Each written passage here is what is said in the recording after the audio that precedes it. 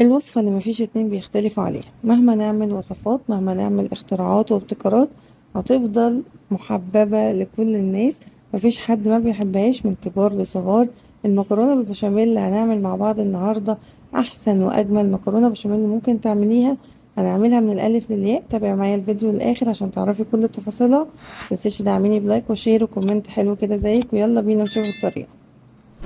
هنحتاج نص كيلو من اللحمة المفرومة. احنا يعني هنعمل كيلو من المكرونة، فدي مقادير كيلو مكرونة. لو هنقلل الكمية هنقلل كل حاجة. هنتبلها بملح وفلفل اسود، هنحط لها كمان 7 بهارات، وهحط لها ورق لورا لو متوفر عندك، لان طبعا بيديها ريحة ونكهة حلوة قوي. بنحط الملح في الاول عشان ما يعمليش تكتلات في اللحمة، يعني تبقى اللحمة مفرولة كده مفيش فيها تكتلات خالص، ما نضطرش ان احنا نهرسها بعد كده. هنقلب بقى ونشوح اللحمة كويس على النار. انا هنا ما استخدمتش اي دهون لان اللحمة بتاعتي فيها نسبة دهون، فهتنزل الدهون بتاعتها.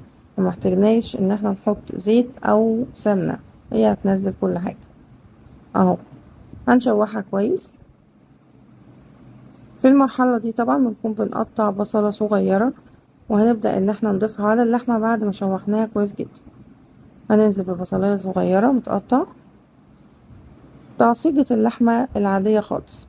بس هنعمل لها حاجة دلوقتي هتنقل الطعم وهتخلي الطعم مختلف شوية. تابع معايا الفيديو عشان تعرفي كل التفاصيل.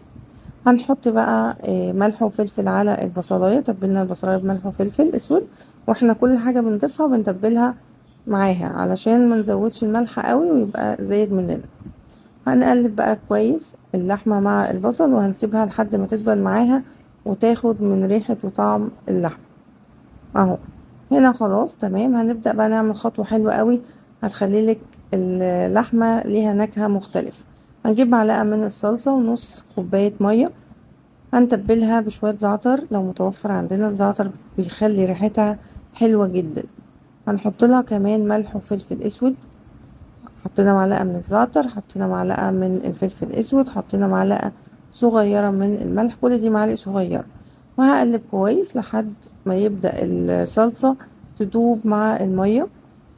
دي طبعا هتدي نكهة وريحة مختلفة للحمة عن الطريقة العادية اللي احنا بنعملها. يعني حبينا ان احنا ندلع الموضوع شوية ونغير في صينية المكرونة بحاجات بسيطة اهو. حطينا بقى الصلصة كده على اللحمة، وهقلب لحد ما اللحمة تتشرب كل النكهة دي. مش هيبقى فيها مية، يعني انا هخليها تشرب المية خالص اهو. نفضل نقلب فيها على النار ونسيبها لحد ما تاخد لون حلو وطعم حلو، وتدي كمان نكهة جميلة.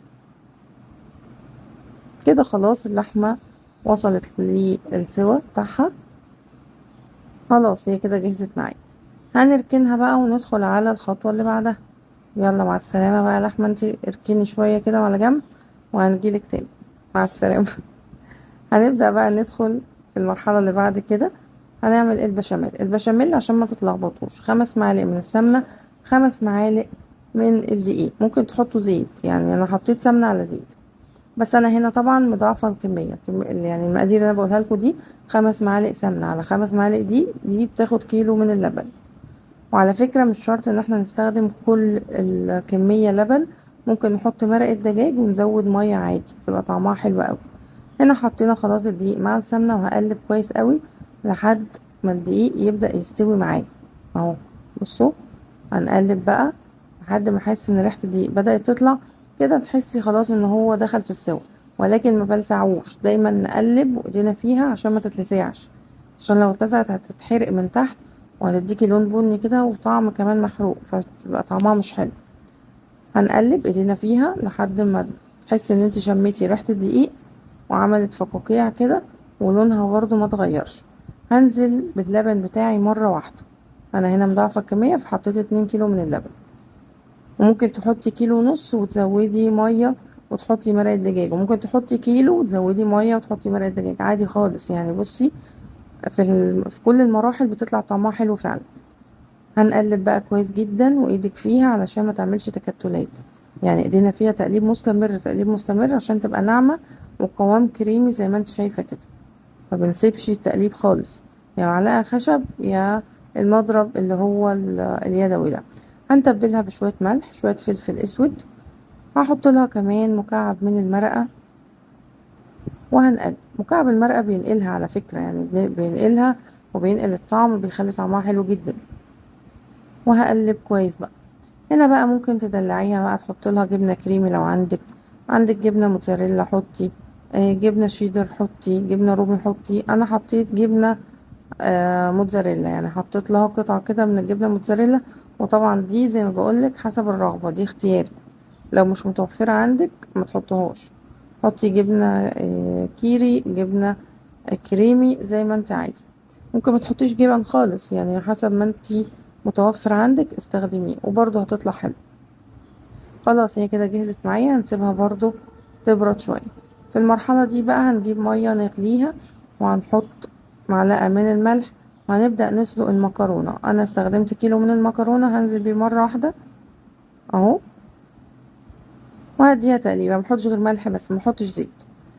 الزيت بيخلي المكرونة متمتصش الصوص، وانا محتاجاها تمتص البشاميل لما نيجي نعملها عشان تبقى واخدة من طعم. 7 دقايق بالظبط وهتكون المكرونة جاهزة معاكي. 7 دقايق، عدي 7 دقايق وهتلاقيها جاهزة. خلاص هي كده اتسلقت. هنصفيها، وهنبدأ بقى ندمج كل الكلام ده مع بعض. هنجيب الصينية اللي احنا هندخلها الفرن، هحط من تحت كده شوية بشاميل حلوين، يعني نحط شوية بشاميل حلوين، احنا عاملين اصلا كمية كبيرة من البشاميل، فاستخدمي براحتك بقى زي ما انت عايزة. هبدأ اضيف اول طبقة من المكرونة. الناس بقى اللي عندها طاقة كده وخلق حلو، ترصي بقى مكروناية مكروناية، هتطلع معاكي بصي في منتهى الجمال. بس لو عندك بقى باور يعني، انا ما عنديش صراحة، فبقول لك يعني. هنبدأ بقى نحط اول طبقة من المكرونة. تمام. هنحط بقى رشة كده من الجبنة الموتزاريلا لو متوفر عندك، دي خطوة اختيارية. زي ما قلت لكم الجبنة الموتزاريلا معانا هنا اختياري كلها، مش اساسي في الوصفة. وهنحط اللحمة اللي ريحتها تهبل دي، بسبب الخطوة اللي احنا عملناها لها. بجد ريحتها وطعمها حلو قوي. حطينا اللحمة بتاعتنا، يعني هنغطي كمية المكرونة عشان نطلعها حلوة. وهنحط النص التاني من المكرونة. ما تزودوش مكرونات قوي عشان ما تبقاش مكبوسة، ما تبقاش تقيلة. وهبدأ احط البشاميل بقى على الوش، واغطي طبعا المكرونة كلها. لو في حتت من المكرونة باينة بتتحرق مع الشواية، فخلوا بالكم برضو من النقطة دي، يعني لازم تغطوا البشاميل. برضو البشاميل ما بنعملوش خفيف قوي عشان ما يسقطش في القعر، وتبدأ المكرونة ظاهرة على الوش وينشف معاك.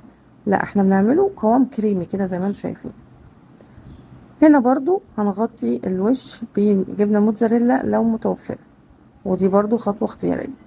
انا ما حطيتش بيض، ما حطيتش اي حاجة. ممكن تحطي قشطة، ممكن تجيبي بيضاية وتربيها كويس مع معلقة لبن وتحطيها وشوية ملح وفلفل زي ما انت عايز، بس انا ما عملتش كده بصراحة، وبتطلع جميلة جدا. خلاص هي كده جهزت معايا، هندخلها الفرن بقى. تاخد وش كده حلو، ومن تحت ومن فوق، ما بنسيبهاش كتير لان هي اصلا كل حاجة مستوية، مجرد بنسخن. وبألف هنا، واستناكم في الفيديو الجاي.